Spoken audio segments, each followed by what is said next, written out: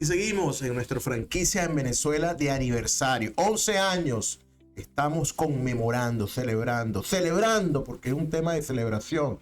Llegar a 11 años de trayectoria ininterrumpida, porque ni en pandemia nos paramos.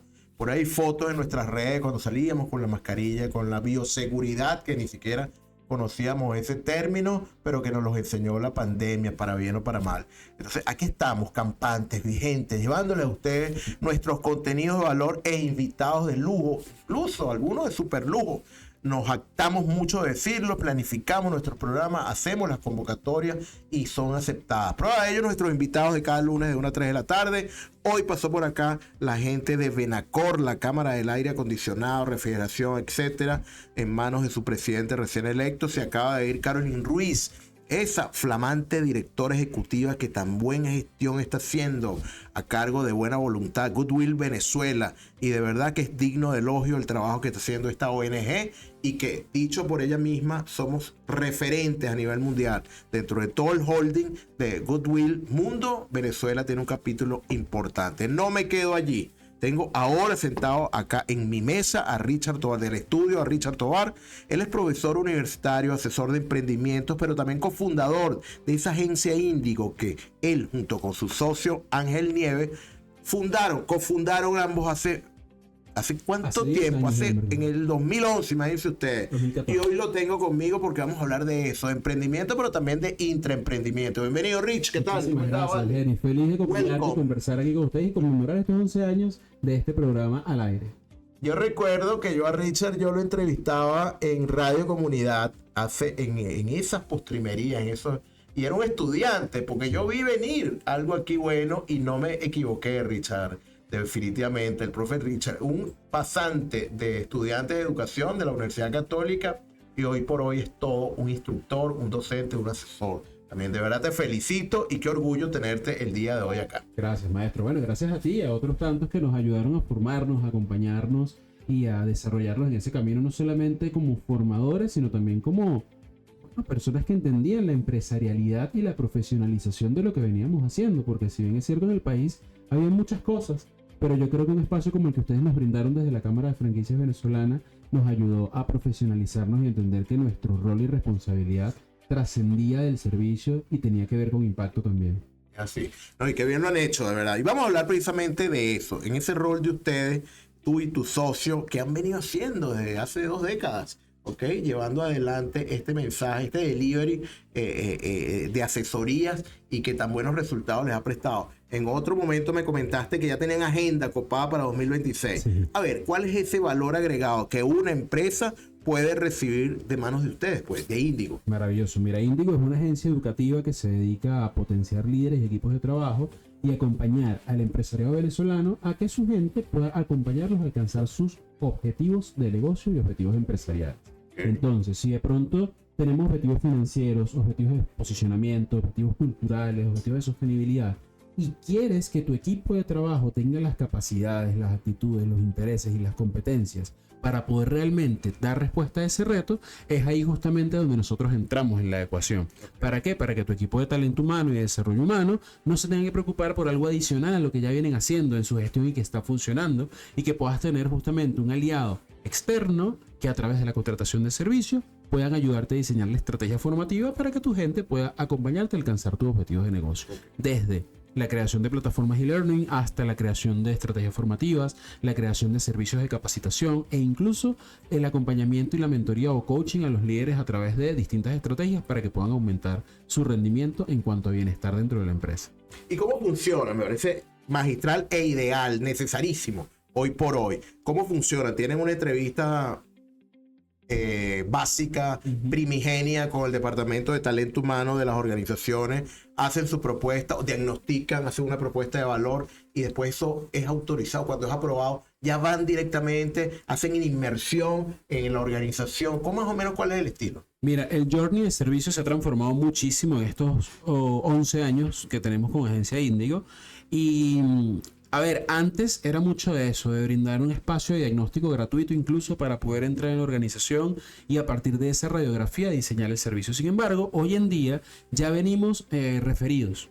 Ok. Y eso acorta muchísimo el camino. Y normalmente llegamos post diagnóstico de otras organizaciones porque hemos estado trabajando obviamente en alianzas comerciales que nos permitan eso.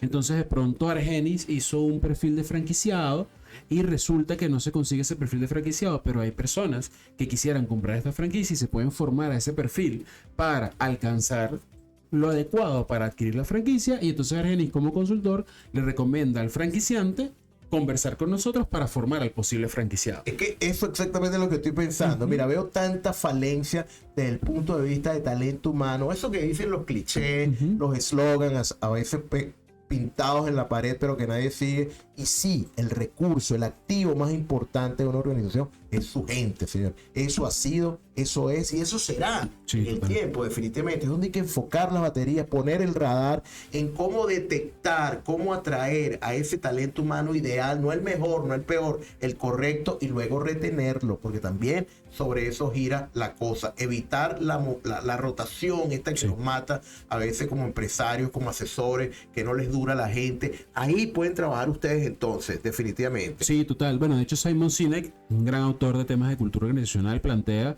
que el 100% del mercado está conformado por humanos y el 100% de empresas está conformado por humanos. Gente. Por ende, si no entiendes a la gente, no entiendes el negocio. Y justamente esa frase a mí me encanta porque te hace entender que, uno, hay que abrir un proceso de escucha; dos, hay que abrir un proceso de desarrollo y fortalecimiento; y tres, hay que abrir un proceso de protocolo y capacitación. Y cuando los tienes capacitados, ahora tienes que trabajar en la gobernanza y en el liderazgo para que cuide a esas personas, para que no sean ellos una piedra o un obstáculo. No recuerdo el estudio que lo plantea, pero dice que justamente el 70% de personas que renuncian a una organización es porque le renuncian a su jefe, no porque le renuncian a la empresa. Entonces, ¿cómo esas jefaturas se pueden convertir realmente en fuentes que sean de bienestar, de escucha, de propuesta, y pasar de la cultura marcial empresarial, que mucho se conoce, a la cultura propositiva organizacional? Sí, mira, eso de marcial, eso de taylorismo, jefe, aunque tenga cochocho, es increíble cómo en este siglo XXI todavía se vive. Lo veo en organizaciones con profesionales, con gerentes muy formados, incluso jóvenes, pero que siguen con ese esquema arcaico, que es lo que hace que la gente no permanezca, no haga carrera en las organizaciones. Sobre todo porque hay muchas generaciones que se encuentran dentro de la organización. Entonces de pronto puedes tener, con todo el respeto del término, puedes tener un baby boomer liderando a una serie de millennials super emocionales que tratan de coordinar a un montón de centennials super tecnológicos, y ya el lenguaje de 3 generaciones es totalmente diferente. Y si la empresa no desarrolla un lenguaje de 3 mundos, claro.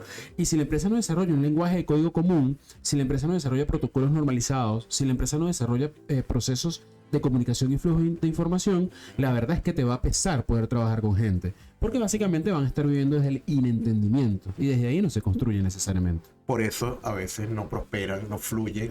Y un tema comunicacional, como tú muy bien lo dices, un tema generacional.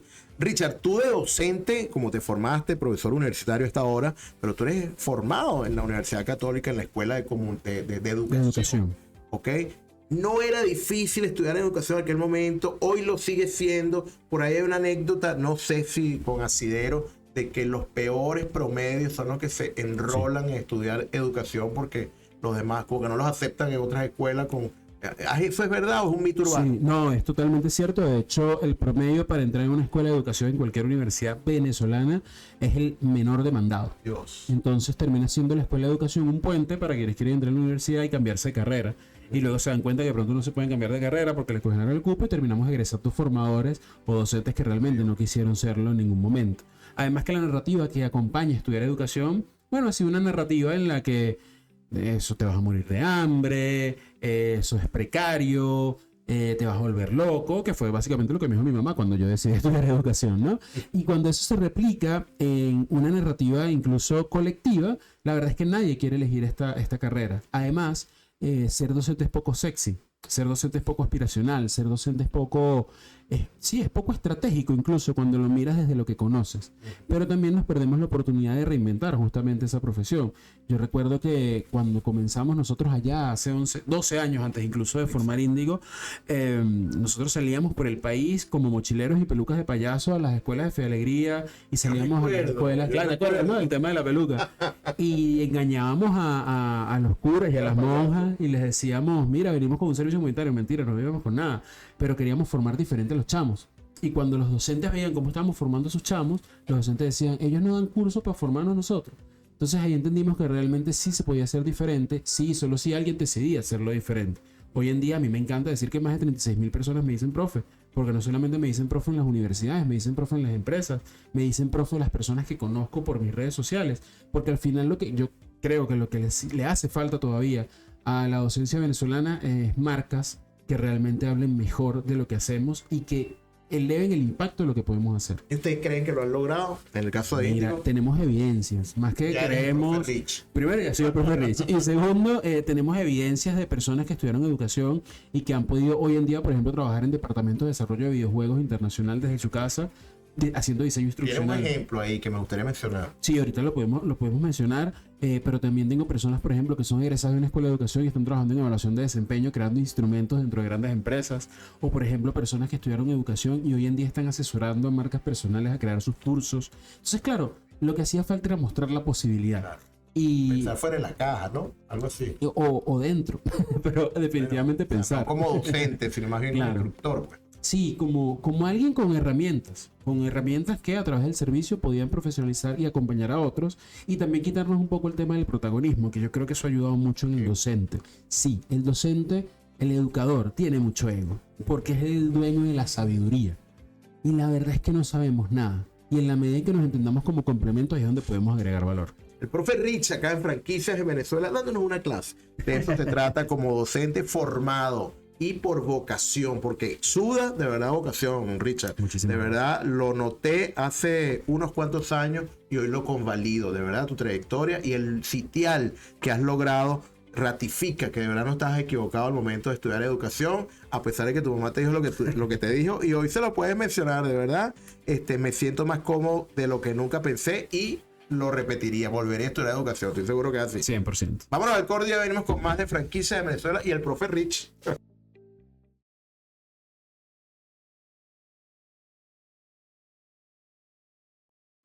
Y seguimos en Franquicias de Venezuela, capítulo correspondiente a hoy lunes 27 de octubre 2025, mes aniversario, no me canso de decirlo y de cacarearlo, son 11 años ininterrumpidos llevándoles a ustedes semanalmente, siempre los lunes. En algún momento fuimos a las 11 de la mañana, después nos cambiamos a la 1 de la tarde, después acá en nuestra casa TNO Network nos dieron una hora adicional precisamente por eso, porque nos gusta lo que hacemos, tenemos pasión y nos va bien. Y si no va bien, como decimos en franquicia, no lo cambie, replíquelo más bien. Optimice, pero replíquelo, no lo cambie. Y a eso nos dedicamos con ustedes, llevarles estos contenidazos de valor e invitados de lujo, como por ejemplo el que nos atañe a esta hora, el profe Rich en sus redes sociales, @el profe Rich, pero Richard Tovar, fundador de Área Índigo, agencia educativa que potencia líderes de empresas desde 2011, ex Reto Mantra, donde tuve la oportunidad de compartir con él y formarlo, porque cómo no hacerlo, cómo no prestar atención a nuevas generaciones, sobre todo estudiantes, como por ejemplo los que tenemos acá. Tenemos unos invitados de lujo, estudiantes de comunicación social de la Universidad de Santa María, que de la mano del profesor Carlos Vidal puso a bien de ellos venir acá a presenciar in situ, escuchar viva voz lo que estamos transmitiendo y lo celebramos, lo recibimos y le deseamos todo el éxito. Ojalá lleguen a ocupar un micrófono como lo estamos haciendo el día de hoy nosotros. Seguimos con el profe Rich. Mira, ¿cómo es eso de intraemprendimiento? A ver, cuéntame. Mira, el intraemprendimiento es una práctica que hemos visto crecer de unos 5 años para acá en el sector corporativo. ¿De qué va? Va de entender cuáles pueden ser las modalidades de emprendimiento de tus colaboradores dentro de la empresa y que eso permita a cada uno de ellos generar sentido de pertenencia, generar un flujo de ingresos diferente, pero sobre todo que pueda aprovechar ese gen emprendedor y esa necesidad de generar mayores ingresos dentro de tus mismos espacios y que puedan estar dentro de la estructura mucho más tiempo. Pero a ver, porque hay unos drivers, ¿ok? Sí. Hay drivers de emprendedor y hay otro que es de colaborador. De hecho, yo siempre lo digo, mi formación universitaria siempre fue enfocada, mi generación X fue enfocada a trabajar. Mi meta era graduarme de ingeniero, aprender inglés, hacer posgrado, porque yo quería emplearme en una transnacional. Claro. Porque incluso el inglés era para que me expatriara. Jamás pensé en emprender. Mi generación no pensaba en emprender, ni existía el término. Ni siquiera, o sea, yo me veía haciendo vida como de hecho. Yo trabajé en una transnacional, la segunda agroindustria del mundo, Cargill, y estuve en Venezuela, estuve 9 años allí, y de verdad después fue a Wendy's, que era otra transnacional, pero así me veía yo. Hoy día soy un consultor, tengo una firma, pero era un tema generacional. Pero ahí no hay como que una diferencia, una frontera entre quienes quieren ser emprendedores y entre quienes no, ser colaboradores. ¿Cómo vencer esa diferencia? Sí, parte del discurso que se ha compartido, incluso desde la academia, es no está mal que quieras emprender hoy en día, pero tampoco está mal que te des la oportunidad de crecer dentro de una empresa y ver cómo funciona. En simultáneo. Exactamente. Entonces, ¿qué pasa? Pasa que tú tienes un colaborador que puede ser un analista, un especialista, incluso un coordinador dentro de tu estructura, que no va a dejar de ser emprendedor, que no va a dejar de tener las capacidades y competencias para emprender, ni la visión ni el desarrollo de la misma. Que se puede llegar a sentir frustrado, estancado por tener un trabajo de 8 a 5, por tener una quincena, por no tener tiempo para desarrollar su modelo. Y lo que ha hecho la empresa, la organización, hoy en día es abrir espacios para que esa persona con ese gen emprendedor pueda o ser proveedor de la organización o aportar ideas y visiones dentro de la organización. Por ejemplo, hay emprendedores que son intelectuales, que tienen ideas de servicios, que tienen ideas de protocolo. Bueno, tú, por ejemplo, que eres ingeniero, ¿cuántas ideas tú no le has solucionado con tu pensamiento un montón de organizaciones y A empresas? veces gratis, ¿oye? A veces gratis, claro, en un café, porque se te puede hacer natural, porque tienes la inventiva, porque tienes el know-how. Entonces, ¿qué hacen las organizaciones? Aprovechan esos perfiles, como un Argenis Carpio, por ejemplo, y dicen, oye, esta persona, si no le damos la oportunidad de explotar básicamente ese talento, ese Saca potencial, provecho, de él aprovecharse de ese talento, él mismo, vamos a terminar perdiéndolo. Porque se va a sentir frustrado y es un valor para nosotros tenerlo acá. Un tema de retención, mire, Es bueno. un tema de mantenimiento, De mantenimiento. sí, totalmente, de mantenimiento de tu colaborador y de entender también la situación por la que está atravesando económicamente, por más que tus políticas económicas sean muy buenas. Tal cual. Porque al final, no importa cuánto pagues, todo el mundo siempre quiere más. Y en función de que todo el mundo siempre quiere más, como yo le abro espacios, por ejemplo, para que o sean socios de algún producto o protocolo desarrollado dentro de la organización o alguna manera de participación, o para que puedan traer sus productos y servicios y ser proveedores dentro de mis anaqueles, de mis pasillos, de mis experiencias. Entonces, por ejemplo, una vez celebramos un evento con más de 600 marcas y está organizado por una empresa. Y esa empresa hizo que su logística fuese interna, sus proveedores de catering fuesen internos, sus proveedores de bebidas fuesen internos, sus proveedores de seguridad fuesen internos, porque todas estas personas internas tenían aledaño con un primo, con un hermano, con un tío, con un Coworking, la técnica del coworking. una técnica del coworking, y como ya ellos tenían esos modelos de negocio fuera de la empresa lo que hizo fue voltearse hacia adentro. Mire, Le dijo, pues. oye, ¿por qué no te doy valor a ti? Que además yo confío más en ti que en cualquiera que venga de afuera. Oye, qué interesante. Sí, yo siento que es un ganar-ganar y estas son prácticas mundiales, ¿correcto? Sí, bueno, de hecho el primer registro que hay de un intraemprendimiento fue de la Cajita Feliz. La cajita feliz. Ajá, de la franquicia de McDonald's. Bueno, de la hecho, hizo una franquiciada. exactamente. Esa aporte de la franquicia. Esa fue una de las primeras pistas de un intraemprendimiento, de cómo alguien que es parte de tu estructura, de tu equipo, que en este caso es una franquiciada, se le ocurre una idea que genera resultados y pasa a ser parte luego de toda la cadena o la marca. Un caso de estudio. No, es así. Tú tienes un ejemplo también de un cliente, que lo puedes mencionar, por cierto, que productos tiene un anaquel, un piso de venta de emprendedores nada más. Y algunos son surgidos, son colaboradores actuales de esa cadena de supermercados. Totalmente. Imagínate, o sea, más magistral y que puedan terminar siendo sus proveedores cuando nació la idea allí. De hecho, ese es uno, por ejemplo, es uno de los retails más importantes de nuestro país. Ellos crearon el anaquel emprendedor para que los colaboradores de su misma empresa pudiesen poner sus productos ahí, pero además los ayudaron a profesionalizar los productos. O sea, no es que tú me metías en un potecito una mermelada. No. Vamos al etiquetado en Sencamer, vamos al registro sanitario, tal, todo esto. Y ayudaron a que el emprendedor no solamente vendiera en el anaquel, sino que también pudiese tener una distribución fuera de ese anaquel para crecer en su negocio. Y también hemos vivido que los planes de salida de las empresas sean a través del intraemprendimiento. Eso ha sido bien interesante, del retiro. Entonces, pues. con todo lo que está pasando con la economía plateada, con todo lo que está pasando con estos fondos dedicados a los silver, cómo esa generación que va de retirada, ahora su know-how se convierte en una parte fundamental del acompañamiento de las nuevas generaciones de la empresa a través de la prestación de servicios de mentorías, de asesorías y acompañamiento. Entonces, al final, el intraemprendimiento, durante mucho tiempo, el emprendimiento se peleó con el colaborador o con la visión gerencial.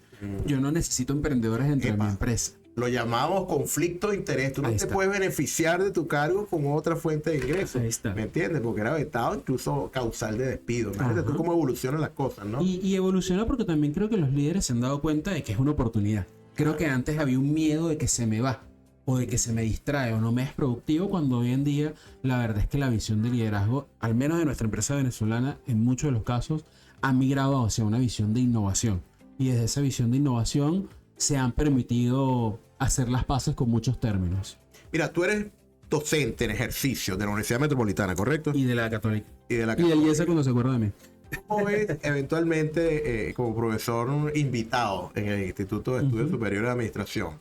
¿Cómo ves tú este nuevo estudiante, este nuevo usuario? Definitivamente la presencialidad no ha pasado de moda. Sí, se ralentizó en pandemia, lo online proliferó, pero hay un back to basics nuevamente. Pero ¿cómo ves a este nuevo el nuevo aprendiz? Educando, vamos a llamarle así. A ver, mira, tu óptica. Este nuevo educando y este nuevo aprendiz se ha vuelto muy crítico, porque ahora la información la puede conseguir en medios digitales, pero la experiencia no. Entonces, cuando el aprendiz de hoy, sobre todo en temas de negocio, busca la presencialidad, la busca porque quiere resolver un problema tangible y quiere que sesión tras sesión, el facilitador, profesor, maestro, como lo queramos llamar, ayude a dar herramientas para resolver ese problema. Y no me cuentes la historia, porque la historia la veo en Coursera, en Degree, en YouTube, donde sea. Yo quiero venir aquí para que tú me digas cómo tú se lo resolviste a tal cliente, o cómo tú se lo resolviste, o qué herramienta me puedes dar para aplicar. Entonces hoy en día el aprendiz es mucho más demandante, y bueno, lo podemos ver en los muchachos que nos acompañan hoy. El que aprende no quiere tanto bla bla bla. El que aprende herramientas, aplicación, evidencia, y que la hipótesis se compruebe o no se compruebe. Entonces cuando tú acompañas al aprendiz a que ponga en práctica y que te traiga resultados, ya el formador de hoy también se tiene que transformar, que es lo que nosotros llamamos el mentor learning o el aprendiz mentor. ¿Qué es el aprendiz mentor? Yo no tengo la sabiduría, yo lo que tengo son las herramientas que te ayuden a ti a pasar de donde estás a donde quieres llegar en el menor tiempo posible.